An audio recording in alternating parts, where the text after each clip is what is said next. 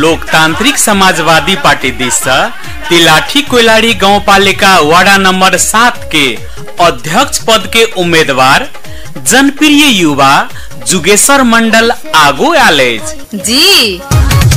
कैसे विकास होई के करा पास होई सभे लोग इहे कहता।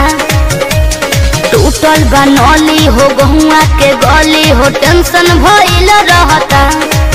के बात कहे कहानी मन नेता लावे के बाहो।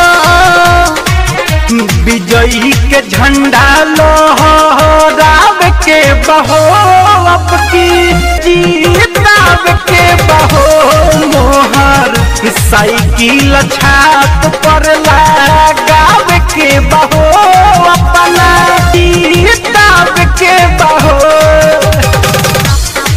समाज परिवर्तन करे के लेल कृषि, शिक्षा, स्वास्थ्य, सिंचाई आ नागरिक सुरक्षा के लेल एहि बेर के चुनाव में साइकिल छाप में मोहर लगाकर तिलाठी कोइलाड़ी गांव पालिका वार्ड नंबर 7 के अध्यक्ष जुगेश्वर मंडल आ सदस्य रामचरित्र मंडल, मनोज कुमार मंडल, जीवछी देवी मंडल आ दलित महिला सदस्य गुबदी देवी खंग सहित संपूर्ण टीम के भारी से भारी मसा विजय बनावी। जीतेगा भाई जीतेगा, साइकिल छाप जीतेगा, जीतेगा भाई जीतेगा, साइकिल छाप जीतेगा, जीतेगा भाई जीतेगा, जुगेश्वर मंडल जीतेगा, जीतेगा भाई जीतेगा, जुगेश्वर मंडल जीतेगा, साइकिल छाप जिंदाबाद, साइकिल छाप जिंदाबाद, जीतेगा भाई जीतेगा, साइकिल छाप जीतेगा, साइकिल छाप जिंदाबाद। तै द्वारा संपूर्ण दीदी बहिन, काका काकी, दादा दादी आ जन समुदाय से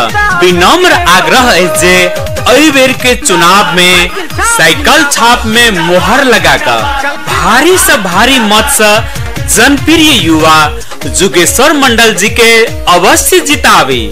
जीतेगा भाई जीतेगा, साइकिल छाप जीतेगा, जीतेगा भाई जीतेगा, साइकिल छाप जीतेगा, जीतेगा भाई जीतेगा, जुगेश्वर मंडल जीतेगा, जीतेगा भाई जीतेगा, जुगेश्वर मंडल जीतेगा, साइकिल छाप जिंदाबाद, साइकिल छाप जिंदाबाद, जीतेगा भाई जीतेगा, साइकिल छाप जीतेगा, साइकिल छाप जिंदाबाद। विजयी के झंडा लहरावे के बहो।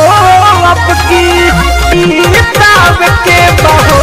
मोहर साइकिल छाप पर लगावे के बहो।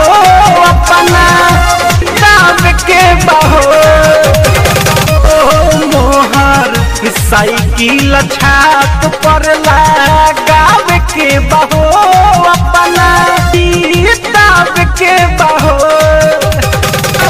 जिंदाबाद जिंदाबाद वीर शहीद जिंदाबाद जिंदाबाद जिंदाबाद।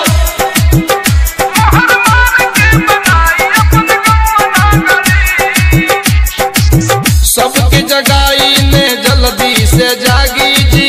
आइल बा चुनाव में रउआ दिल से में लागी जी।